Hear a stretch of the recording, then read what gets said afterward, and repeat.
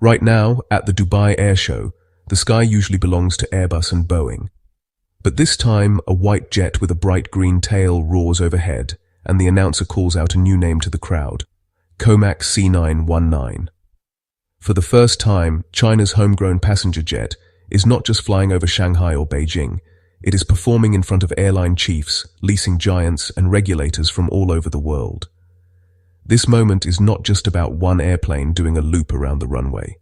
It is China stepping into the world's biggest aviation marketplace and quietly saying, "We are done just buying your jets, we are bringing our own." The big question is simple and brutal. Is the C919 actually ready to take on Airbus's A320neo and Boeing's 737 MAX, or is this still a work-in-progress project wearing a shiny paint job?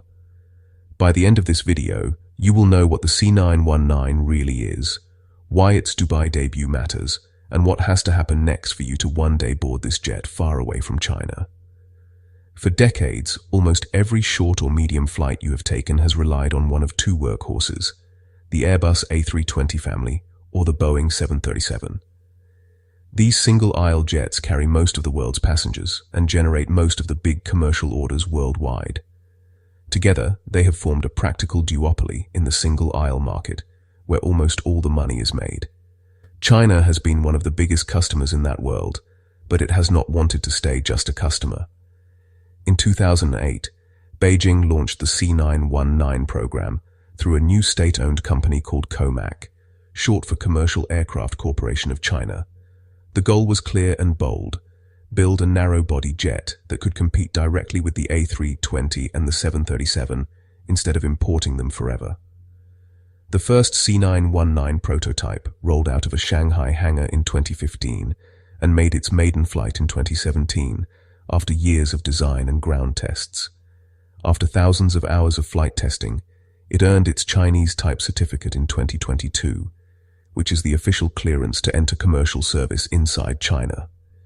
In May 2023, China Eastern flew the C919 first commercial service, turning a decade of prototypes into revenue flights. Curious passengers boarded as the jet repeated rotations on trunk routes, quietly proving it could handle daily scheduled operations. Since then, China Eastern has added more C919 and put them on important domestic routes such as Shanghai to Beijing and Shanghai to Shenzhen. From January 1st, 2025, the jet also began daily flights between Shanghai and Hong Kong. That was the first regular service outside mainland China and a symbolic step toward international operations. This was China quietly saying, "We trust this jet enough to put it on a high-profile route where the world is watching." So what exactly is this airplane that is trying to crash the Airbus and Boeing party? The C919 is a single-aisle, narrow-body airliner in the same general size class as the A320neo and the 737 MAX 8. In a typical two-class layout, it can carry roughly 158 to 168 passengers, and in a high-density layout, it can get close to 190 seats.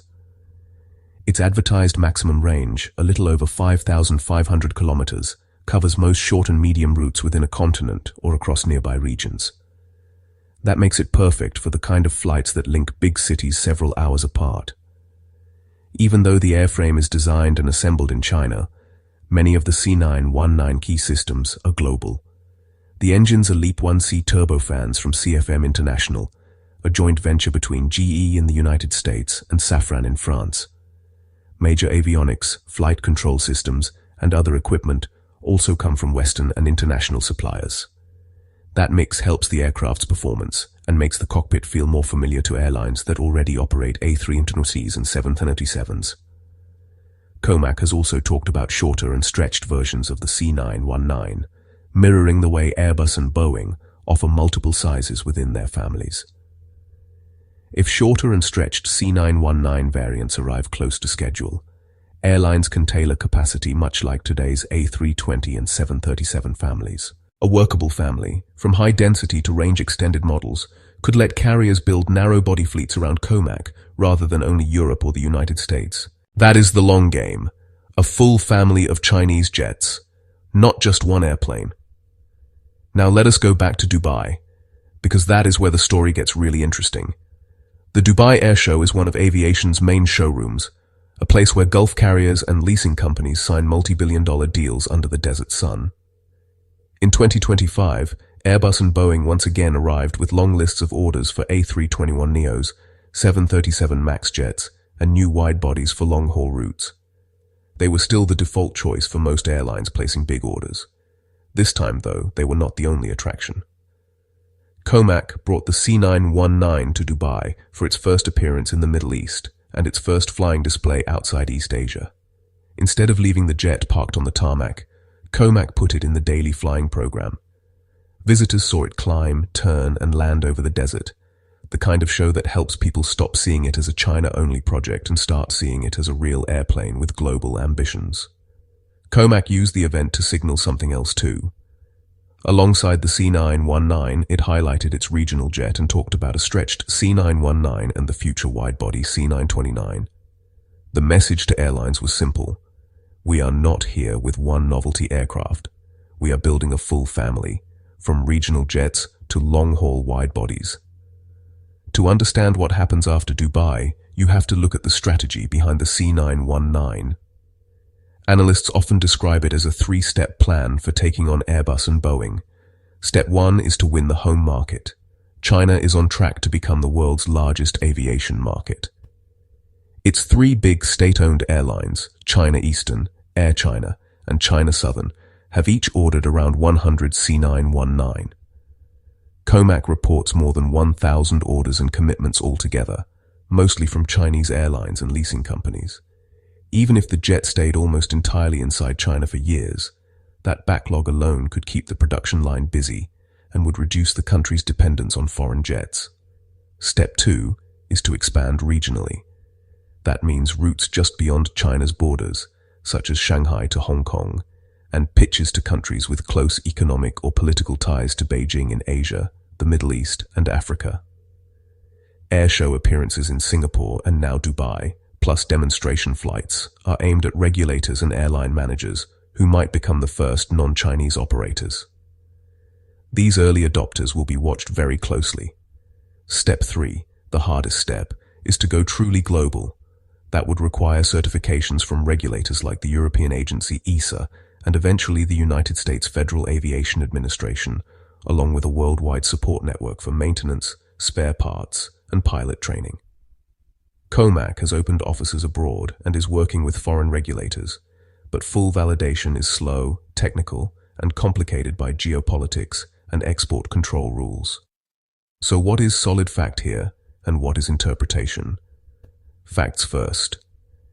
The C919 is certified in China and flying regular commercial services with Chinese airlines. It has started cross-border flights such as Shanghai to Hong Kong. Only a few dozen airframes exist today, but the order book is large relative to its short history, with roughly 1,000 to 1,200 orders and commitments reported by Chinese sources and international analysts. The jet has now appeared at major international air shows, including Singapore and Dubai, and it has performed flying displays watched by global audiences. Interpretation is where opinions split. Supporters see a path similar to the early days of Airbus. Airbus also began as a government-backed challenger facing a dominant incumbent and needed years to prove its designs. With a huge home market, strong state support, and a clear industrial strategy, they argue that Comac does not have to beat Airbus and Boeing everywhere. It just has to claim a big chunk of China's own demand and some friendly markets to shift the global balance over time. Skeptics focus on the bottlenecks. The C919 still depends heavily on foreign components, especially its engines, which are vulnerable to export controls and political tensions. Production is ramping up more slowly than originally planned, and by the middle of the decade, only a small number of aircraft had entered service out of more than 1,000 orders. Meanwhile, Airbus and Boeing are delivering hundreds of single-aisle jets each year. Without Western certifications, many airlines simply cannot operate the C919, even if they like the price or the politics behind it. There is also the engine story. As long as the C919 relies on the Western-made LEAP 1C, export controls and politics remain a real risk factor. China is developing its own CJ1000 engine for future variants, but that power plant will have to prove that it can match the fuel efficiency and reliability airlines expect from today's turbofans. Until that happens, the program is still tied to foreign technology in one of the most critical components on the aircraft. So what should you watch for next if you care about how this story plays out? First, look for real international orders. Any firm order or even a serious letter of intent from a non-Chinese airline in the Middle East, Africa, or Southeast Asia would be a big psychological breakthrough, even if it is for just a small number of jets. It would show that at least some airlines are willing to bet their brand on a new player. Second, watch the certification news. Any steps toward validation by EASA or other national regulators would immediately boost the C919 credibility.